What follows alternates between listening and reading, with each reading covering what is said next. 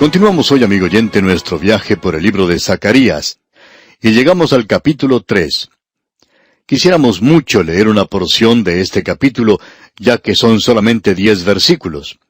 Bueno, no vamos a leerlo todo hoy, pero queremos leer lo suficiente para que aquellos que tal vez están viajando o por alguna razón no tienen sus Biblias a mano y no pueden encontrar ese pasaje, tengan la oportunidad de enterarse de lo que aquí dice y saber de qué hablamos.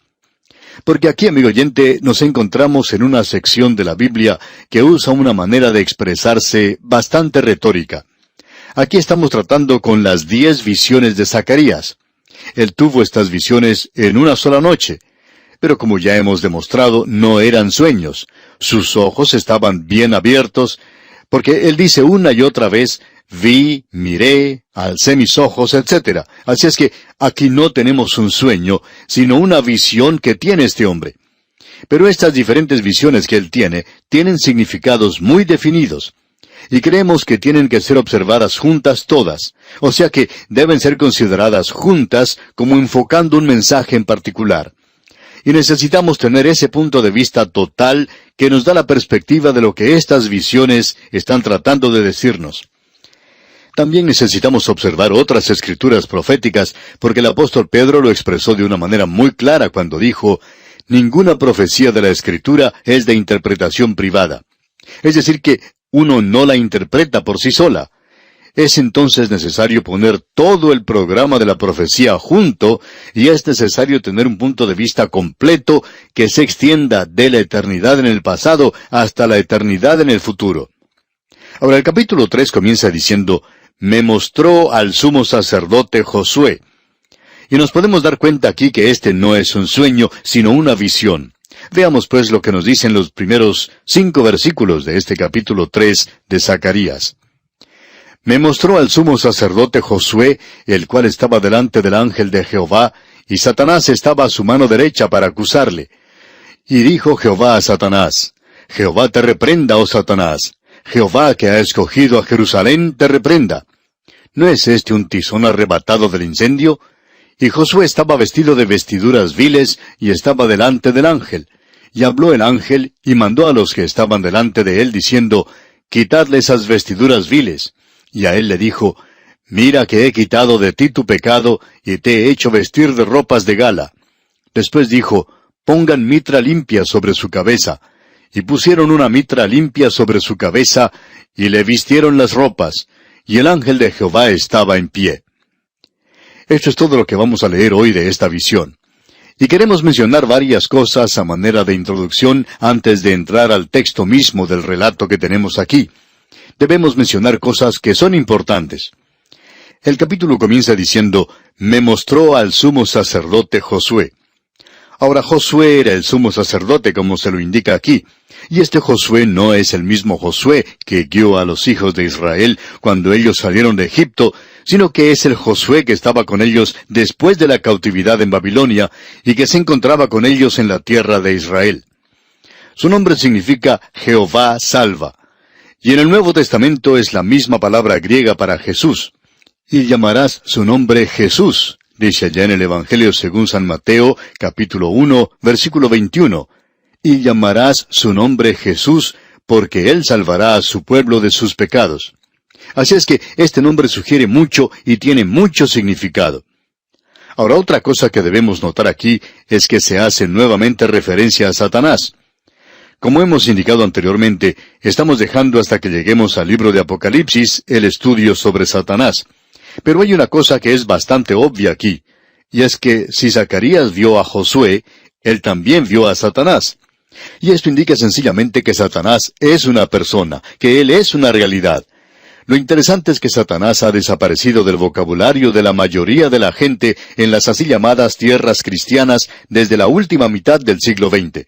Se han olvidado en cuanto a él, y esperaban haberse librado de él. Pensaban que si no lo mencionaban, quizá él se iría. Pero no se ha ido. Es una realidad en el presente.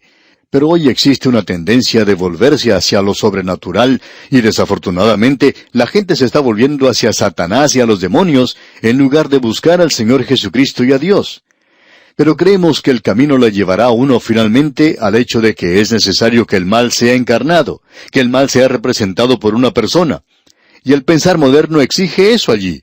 Y hay muchos que se han entregado a las creencias de los demonios en el presente, a la demonología. Entonces, no solo el mal, sino también el bien tiene que ser representado. Y el bien es representado por Dios. Por tanto, Dios y el Señor Jesucristo, quien es Dios, será la respuesta final para los hombres de hoy que están buscando una solución para sus propias vidas y para el mundo entero.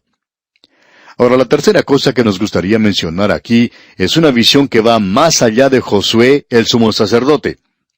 Vamos a poder ver aquí que lo que en realidad tenemos es la respuesta a un problema. Y el problema es sencillamente este. Hemos visto hasta ahora que Dios se va a volver nuevamente hacia la nación de Israel. Él les va a restaurar a su propia tierra. No lo ha hecho todavía, pero dice que lo va a hacer. Y que Él les va a bendecir en esa tierra. Bueno, en aquel día ellos estaban muy lejos de Dios. Estaban en el pecado y hoy ocurre lo mismo. La tierra, como vimos en nuestro programa anterior, solamente se llama una vez en las Escrituras la Tierra Santa. Y nunca volverá a ser la Tierra Santa hasta cuando venga el Señor Jesús. En el día de hoy no es de ninguna manera una Tierra Santa, pero Dios va a perdonarles sus pecados.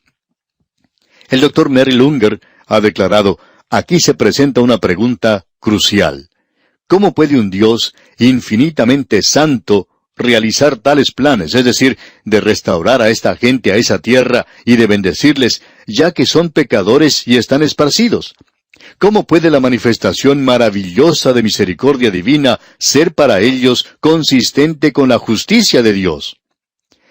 Bueno, creemos que la explicación se encuentra en que este hombre, este Josué, va a representar a la nación. Y vamos a verle, como leímos, vestido con vestiduras viles, muy sucias.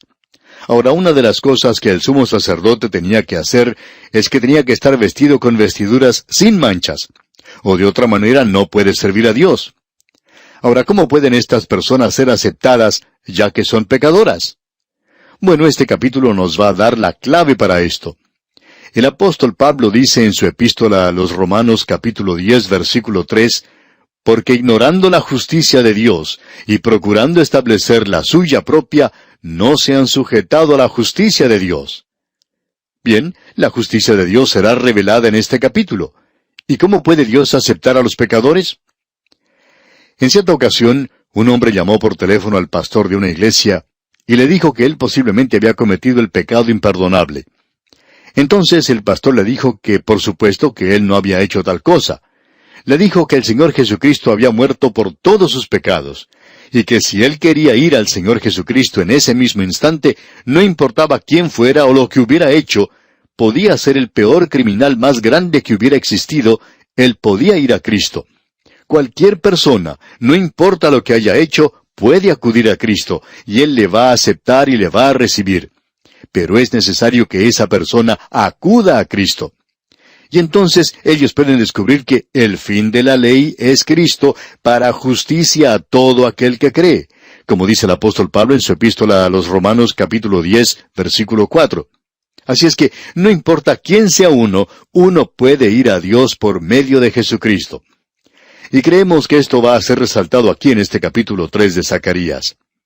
Ahora, Josué era sencillamente una persona, y por cierto que no era una persona perfecta, pero él era el sumo sacerdote de Dios. Y aquí él está vestido de vestiduras inmundas, y puede que él haya sido así personalmente, no lo sabemos, pero sí sabemos que representa a la nación de Israel. Primero que todo, debemos decir que él, como sumo sacerdote, es el representante de la nación. En el gran día de la expiación, el sumo sacerdote entraba al lugar santísimo representando a toda la nación. Y de la misma manera, Cristo es hoy nuestro representante. Él representa al cuerpo total de todos los creyentes, la Iglesia, ante Dios en el presente. Por tanto, amigo oyente, necesitamos ver esto en el contexto más amplio de todas estas visiones, que este hombre es un cuadro profético de la nación de Israel. Y esto evitará que tengamos una interpretación muy limitada. Este hombre es un representante de la nación. Y Leupold, uno de los grandes eruditos del pasado, dijo esto. Este, es decir, Josué, representa y prácticamente es la personificación de Israel en su santo oficio. Él ruega por la nación Él entra al lugar santo, Él lleva la culpa, la carga de la nación. Nosotros, por tanto, no debemos referir los asuntos y las implicaciones de este capítulo a Josué como una persona, ni a Josué como solamente el sumo sacerdote, sino que debemos llegar a la conclusión de que su condición es la condición de Israel, que su perdón es una forma típica de expresar el de la nación, y las palabras de consuelo y de ánimo que se le dan se aplican con igual validez a ellos. Hasta aquí la declaración de Leupold. Y de paso digamos que es una declaración muy buena. Y Leupold es una persona que no puede ser seguida muy fácilmente en una interpretación como esta, pero aquí ha hecho algo especialmente bueno. También sabemos que Josué es un símbolo. Él es un tipo y es un representante. Y Dios le ha elegido. Dios ha elegido a la nación de Israel. Así es que podemos seguir este pensamiento y encontrar muchos paralelos que se pueden aplicar. Usted puede notar que aquí tenemos a la nación, y está representada por este hombre.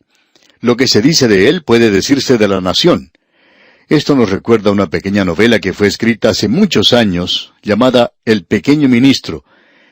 Usted quizá recuerda que este era un estudio de los puritanos que habitaron en Norteamérica en el pasado, y cuando, por ejemplo, una mujer era hallada culpable de adulterio, era marcada con una letra A en color rojo sobre su pecho. Y ella tenía que llevar eso todo el tiempo. Bueno, en ese entonces eso sería un castigo bastante severo. Pero hoy habría muchos que llevarían la letra A.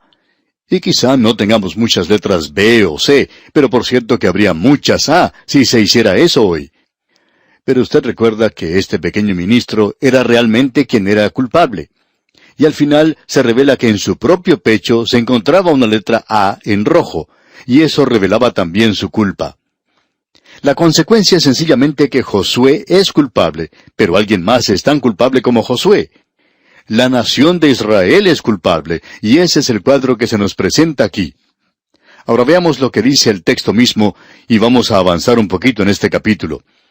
El primer versículo del capítulo 3 dice, «Me mostró al sumo sacerdote Josué, el cual estaba delante del ángel de Jehová, y Satanás estaba a su mano derecha para acusarle». Ahora, el hecho de que Satanás está a su mano derecha podría indicar que le está apoyando o defendiendo, o que está allí para acusarle. Y Satanás, en su engaño, por supuesto, está allí para acusarle. Y esto es típico de la obra de Satanás. Se nos dice que tenemos un abogado para con el Padre, y por cierto que necesitamos un abogado para con Dios el Padre, ya que Satanás nos está acusando allí. Y se nos dice que Satanás finalmente será echado fuera del cielo, que el acusador de los hermanos habrá sido expulsado del cielo. Bueno, él es quien tiene acceso al cielo en el presente. El autor de estos estudios bíblicos, el Dr. J. Vernon McGee, contaba que él pensaba que él podía haber sido acusado allí, y con razón. Pensaba que él ha dicho lo que otros han dicho también cuando él era joven, y trabajaba en un banco, y había tratado de cometer toda clase de pecado imaginable. Sus amigos no eran de los mejores. Y nadie del grupo de sus amigos podría siquiera imaginarse que él llegaría algún día a ser maestro de la palabra de Dios. Y el Dr. McGee decía que cuando él sintió que Dios le había llamado, cuando él le salvó y cuando le llamó, entonces él presentó su renuncia en el banco. Y todos comenzaron a burlarse de él. Ellos decían que le conocían bien y que conocían esto o aquello en cuanto a él, y él se imaginaba que Satanás habría tenido un día muy ocupado, contándole todas estas cosas al Señor y diciéndole que era una insensatez permitirle entrar al ministerio, que ese hombre sería la última persona en todo ese lugar que debería entregarse a esta tarea de predicar y enseñar la Biblia. Y es que, amigo oyente, Satanás está allí para acusar a Josué. Y él está diciéndole a Dios que Josué estaba vestido con vestiduras inmundas y que él no le podría usar así. Y él será quien acuse a la nación de Israel. Eso lo veremos Dios mediante en el libro de Apocalipsis. Pero él estaba allí para acusar a esta nación. Él es en realidad antisemita. Y si usted quiere saber en realidad quién es el líder del antisemitismo, pues es el diablo mismo. Y ese es el cuadro que tenemos aquí ante nosotros, amigo oyente. Ahora notemos cómo comienza diciendo este versículo 2 del capítulo 3 de Zacarías. Dice, «Y dijo Jehová a Satanás, Jehová te reprenda, oh Satanás. Jehová que ha escogido a Jerusalén te reprenda. Esta forma de expresarse es bastante moderada según pensamos nosotros. Pensamos que nosotros podríamos utilizar peores cosas que estas que decir de Satanás. Pero Dios respeta a quien Él ha creado. La criatura de más alto rango creada por Dios fue Satanás. Él fue el primer hijo de la mañana, y en él fue hallado pecado. ¿Qué clase de pecado? ¿Lujuria? ¿Robo? No, amigo oyente, solamente orgullo. Él sencillamente quería rebelarse contra Dios. Él tenía una libre voluntad, y él puso esta voluntad sobre y contra Dios. Y amigo oyente, eso es pecado. Todos nosotros nos descarriamos como ovejas, cada cual se apartó por su camino. Eso es pecado, amigo oyente.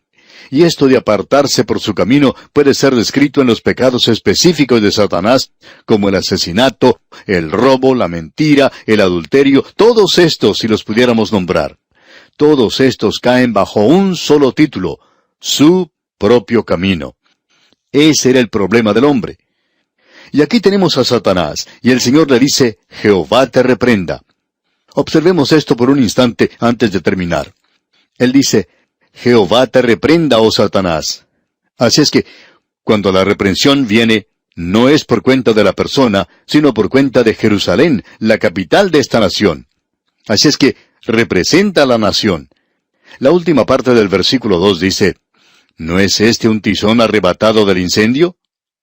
¿No es este un tizón y este es Jerusalén? ¿Un tizón arrebatado del incendio? Pero vamos a detenernos aquí por hoy y continuaremos Dios mediante en nuestro próximo programa. Mientras tanto, les sugerimos leer los siguientes versículos de este capítulo 3 de Zacarías para estar mejor preparado para nuestro próximo estudio. Es nuestra oración que Dios le bendiga abundantemente. Continuamos hoy, amigo oyente, recorriendo este libro de Zacarías y volvemos al capítulo 3. En nuestro programa anterior mencionamos bastantes antecedentes que nos ayudan en nuestro estudio de este capítulo 3. Y esperamos que muchos de los que nos escuchan hoy hayan también escuchado nuestro programa anterior porque allí establecimos de veras la base del estudio de hoy. Aquí tenemos la visión de Josué, el sumo sacerdote. Él está delante del ángel de Jehová y Satanás se encuentra a la mano derecha para oponerse, para acusarle. Por lo general, la defensa se coloca a la mano derecha, y es quien le ayuda y apoya a uno. Pero Satanás no se encuentra allí con ese propósito. Él está allí para resistir, para presentar una acusación, y el Señor es quien le reprende.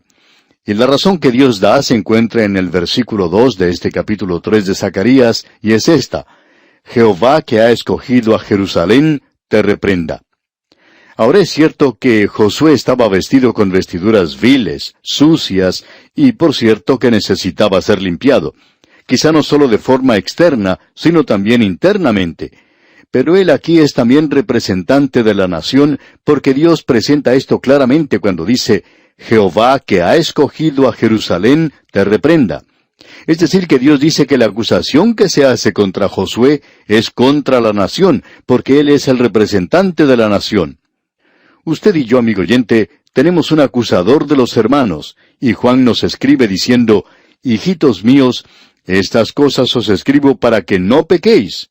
Sería bueno que no lo hiciéramos, pero lo hacemos. Yo lo hago, no sé en cuanto a usted. Y si alguno hubiere pecado, escuche usted, abogado tenemos para con el Padre, a Jesucristo el justo, nos dice Juan en su primera epístola. Él es quien está allí ante el Padre. Él es el ángel de Jehová. Y aquí leemos en Zacarías, y dijo Jehová a Satanás, Jehová te reprenda. ¿Y por qué? Porque la nación, o esta ciudad como la capital de la nación, es un tizón arrebatado de un incendio. Es decir, parecería como que esta ciudad nunca sería reedificada después de la cautividad en Babilonia, después de haber sido destruida por Nabucodonosor.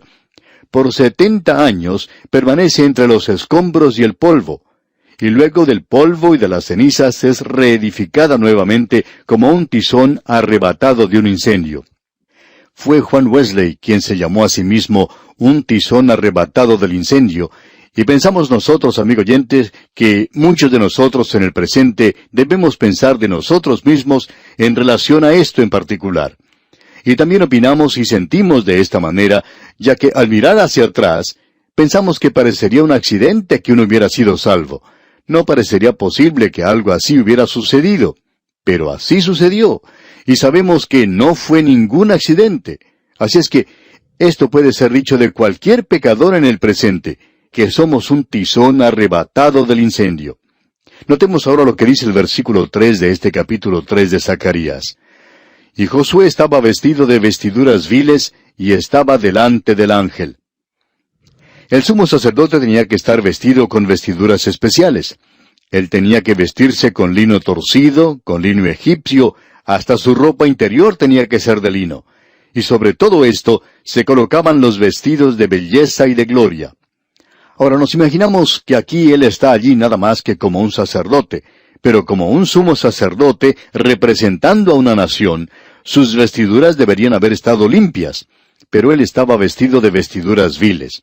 Y esto, amigo oyente, hablando honradamente, es peor que algo inmundo. Esto indica que sus ropas estaban sucias con excremento. Él no solo se veía sucio, sino que hasta olía mal. Uno no puede verse en una situación peor que en la que se encontraba este hombre. Así es que él está allí con excremento en sus ropas, está sucio, está inmundo, huele mal. Y así es como los pecados de esta nación le parecían al Dios Todopoderoso. Ahora, ¿cómo puede uno solucionar esto? ¿Cómo va a ser este hombre o esta nación? ¿Cómo es posible para usted y para mí, amigo oyente, presentarnos ante el Dios Todopoderoso? Notemos lo que dice aquí en el versículo 4 de este capítulo 3 de Zacarías. Y habló el ángel, y mandó a los que estaban delante de él, diciendo, Quitadle esas vestiduras viles. Y a él le dijo, Mira que he quitado de ti tu pecado, y te he hecho vestir de ropas de gala. Aquí tenemos sin duda alguna uno de los cuadros más hermosos de todo el Antiguo Testamento.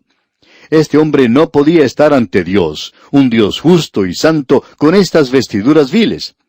Esto también revela su debilidad, porque cuando él se encuentra así sucio, vil, inmundo como lo estaba, le da ocasión a Satanás, le da ventaja porque el adversario podía señalarle de esta manera. Y amigo oyente, pensamos que no es el pecado del mundo perdido que está ante Dios lo que es terrible, sino el pecado de los creyentes. Y el diablo no necesita mencionar los pecados del mundo, pero por cierto que le seguirá a usted, amigo oyente, si es un hijo de Dios y ha pecado. Y esa es la razón por la cual es tan trágico cuando un hijo de Dios cae en el pecado, porque causa que el mundo llegue a ser escéptico y cínico y pueda acusarle. Y esto le da al diablo una ventaja sobre la causa de Cristo. Y también significa que Dios no puede aceptarle a usted.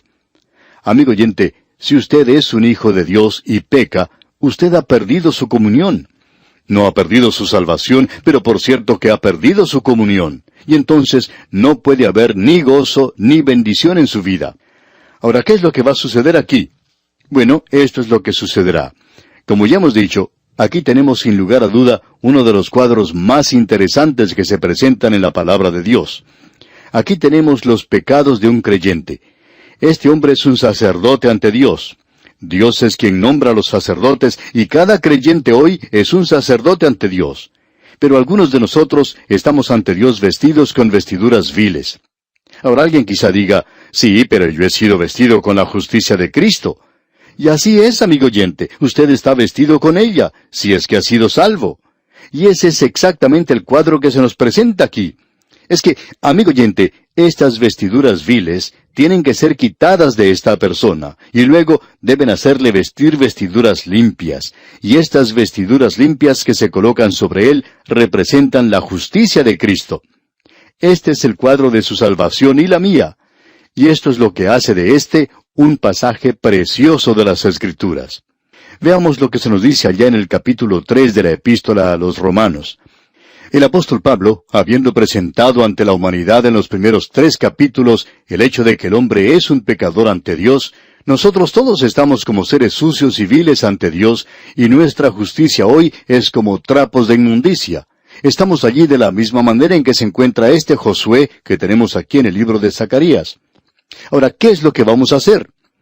Bueno, el apóstol Pablo dice en su epístola a los Romanos capítulo 3, versículo 21, pero ahora, sí, el hombre es un pecador y vestido con vestiduras viles, pero ahora Dios ha hecho algo. Dice aquí en el versículo 21, pero ahora, aparte de la ley, se ha manifestado la justicia de Dios, testificada por la ley y por los profetas, la justicia de Dios por medio de la fe en Jesucristo. Y es una vestidura para todos los que creen en Él, porque no hay diferencia, por cuanto todos pecaron y están destituidos de la gloria de Dios, siendo justificados gratuitamente por su gracia, mediante la redención que es en Cristo Jesús. ¿Por qué? Porque Él murió, amigo oyente. Él derramó su sangre para que usted y yo pudiéramos presentarnos en nuestras vestiduras viles ante Él. Nuestra justicia está allí, aún del mejor de nosotros. Pero Él quitará todo esto, Él no lo aceptará, y Él nos vestirá con la justicia de Cristo, para que usted y yo podamos estar ante Dios vestidos con la justicia de Cristo. Y cuando estamos así, amigo oyente, nadie, ninguna cosa creada, puede presentar ninguna acusación contra los escogidos de Dios. Escuche usted lo que el apóstol Pablo dice allá en el capítulo 8 de su epístola a los Romanos, en los versículos 31 al 34. ¿Qué pues diremos a esto? Sí, amigo oyente, ¿qué puede decir usted a esto? Si Dios es por nosotros, ¿quién contra nosotros? El que no escatimó ni a su propio Hijo, sino que lo entregó por todos nosotros, ¿cómo no nos dará también con Él todas las cosas? ¿Quién acusará a los escogidos de Dios? Dios es el que justifica. ¿Quién es el que condenará? Cristo es el que murió, más aún el que también resucitó, el que además está a la diestra de Dios, el que también intercede por nosotros. Ah, amigo oyente, tenemos un Salvador hoy. Y cuando nosotros confiamos en Él como nuestro Salvador, Él no solamente quita nuestros pecados, quita esas vestiduras viles, sino que coloca sobre nosotros un vestido de justicia, y nadie puede acusar a los escogidos de Dios. Pero, amigo oyente, ¿puede un hijo de Dios pecar? Sí, amigo oyente, puede pecar. ¿Qué es lo que debemos hacer entonces? Bueno, el apóstol Juan nos dice que si confesamos nuestros pecados, Él es fiel y justo para perdonar nuestros pecados y limpiarnos de toda maldad. Es decir, que usted no vuelve a regresar al barro, al lodo del pecado. Él nos limpia de toda maldad. Y cuando nosotros perdemos la comunión con Dios, hemos perdido mucho. Hemos perdido todo el gozo en nuestras vidas. Hemos perdido todo el poder en nuestras vidas. También hemos perdido nuestra seguridad. Y pensamos que hay muchos en el presente a quienes les falta esa seguridad a causa del pecado en sus vidas. Y por cierto que no le podemos servir a Él de esta manera. Él no nos va a usar así. Amigo oyente, si Josué tiene que estar ante Dios como el sumo sacerdote de Dios, tiene que tener vestiduras limpias. Y Dios ha provisto esas vestiduras. ¿Cómo? Por la misericordia, porque allí hay un propiciatorio. Se nos dice en el capítulo 3 de la epístola a los Romanos que Él es la propiciación por nuestros pecados. Amigo oyente, Él es la propiciación por sus pecados. ¡Qué cuadro el que tenemos aquí! Propiciación por sus pecados y los míos, amigo oyente. ¿Tiene usted alguna objeción a que Dios haya elegido a la nación de Israel? ¿La tiene usted? ¿Son atractivas estas personas? No, amigo oyente, Él no los eligió por esa razón. Y creemos que probablemente no son muy atractivos. Y usted debiera conocerme a mí, amigo oyente. De seguro que Él no me eligió por eso tampoco. Ruth le podía preguntar a Booz, ¿por qué he hallado gracia en tus ojos? Bueno, yo le puedo responder esa pregunta. Porque era una mujer hermosa, tenía una reputación maravillosa, y todo lo que yo tendría que decirle a ella es que fuera a mirarse en el espejo, y ella descubriría por qué él se enamoró a primera vista de ella, y por qué él podía demostrar su gracia para con ella. Ella era hermosa, pero no me diga, amigo oyente, que me vaya a mirar en el espejo. Ya lo he hecho. ¿Y qué es lo que veo? Pecadores, amigo oyente, pecadores. Necesitamos ser vestidos de la justicia de Cristo. Ahora sigamos adelante en nuestro estudio aquí en el libro de Zacarías, en este capítulo 3, que es un capítulo tremendo el que estamos estudiando, y tiene su interpretación para la nación de Israel. Pero también la aplicación en particular es para nosotros hoy, y tenemos ahora un versículo muy hermoso aquí en el versículo 5 de este capítulo 3 de Zacarías. Leamos. Después dijo, pongan mitra limpia sobre su cabeza, y pusieron una mitra limpia sobre su cabeza, y le vistieron las ropas, y el ángel de Jehová estaba en pie. Creemos que esto es algo que se ha agregado aquí y es algo muy hermoso. Las vestiduras del sumo sacerdote incluían una mitra o un turbante que él debía usar. En la parte delantera de la mitra había una placa de oro grabada con las palabras hebreas que decía, Santidad a Jehová. Y usted puede apreciar que este hombre no tenía ese turbante o mitra, porque por cierto que vestido con esas vestiduras viles, él no era ninguna santidad al Señor. Pero esto es algo que se agrega ahora. Santidad a Jehová. Ahora se le da ese turbante, y sobre él estará escrita esta frase, Santidad a Jehová. Él va a hacer todo para Dios ahora, como lo hará esta nación en el futuro. Cuando la iglesia sea quitada, llegará a ser testigo para Dios durante el milenio. La nación entera llegará a ser un sacerdocio sobre la tierra, de la misma manera en que la iglesia es un sacerdocio de creyentes en el presente. Sigamos leyendo ahora los versículos 6 y 7 de este capítulo 3 de Zacarías. Y el ángel de Jehová amonestó a Josué diciendo, Así dice Jehová de los ejércitos, si anduvieres por mis caminos y guardares mi ordenanza, también tú gobernarás mi casa, también guardarás mis atrios, y entre estos que aquí están te daré lugar. Creemos que la interpretación de esto es muy obvia, ya que le dice a Josué, tú estás sucio, y le dice a la nación de Israel, tú estás sucia, pero yo tengo una redención, y esa redención me permitirá demostrar mi gracia y mi misericordia hacia ti. Yo te salvaré. Ahora, si tú quieres ser utilizado, quieres ser usado, tendrás que mantenerte limpio, tendrás que andar en mis caminos, y tendrás que obedecer. Y él no solo le está diciendo esto a Josué, sino que se lo está diciendo a la nación entera. Y no solo se lo está diciendo a esta nación, sino que se lo está diciendo a usted y a mí, amigo oyente, y lo está diciendo en el Nuevo Testamento, ¿verdad? Usted recuerda que en el capítulo 14 del Evangelio según San Juan, versículo 15, el Señor Jesucristo dijo, Si me amáis, guardad mis mandamientos. Si usted quiere disfrutar y regocijarse en el amor de Dios en el presente, amigo oyente, usted tiene que ser obediente a Cristo. No hay ningún otro camino. Hay algunos que piensan hoy que ya que soy salvo por gracia, haré como me plazca. Pero si usted actúa como le place, amigo oyente, usted no ha sido salvado por gracia, porque eso no tiene consistencia. Esas cosas no van juntas. Si usted ha sido salvado por gracia, entonces usted querrá agradarle a Él, querrá complacerle, porque Él dijo, si me amáis. Y por cierto que usted va a amar a aquel que murió por usted para salvarle. Y si usted le ha aceptado de veras a Él y está confiando en Él, está descansando en Él. Y si usted está confiando y descansando en Él, amigo oyente, usted querrá andar en sus caminos, usted querrá obedecerle, usted querrá hacer lo que Él quiere que usted sea. Y no puede ser de ninguna otra manera. Ahora, en el versículo 8 de este capítulo 3 de Zacarías leemos, Escucha pues ahora, Josué, sumo sacerdote, tú y tus amigos que se sientan delante de ti, porque son varones simbólicos. He aquí, yo traigo a mi siervo el renuevo. Aquí tenemos una figura, un cuadro del Señor Jesucristo, y es un cuadro maravilloso. Y nosotros creemos que esta es la sexta visión que se le ha dado a Él, porque esto es algo totalmente diferente. Yo traigo a mi siervo el renuevo. Y esta es una figura que es conocida de Cristo. No vamos a tomar el tiempo para observar otros pasajes que nos hablan de este tema, pero este es un cuadro de aquel que vino como el renuevo. Usted puede ver que Isaías habló de alguien que es un vástago.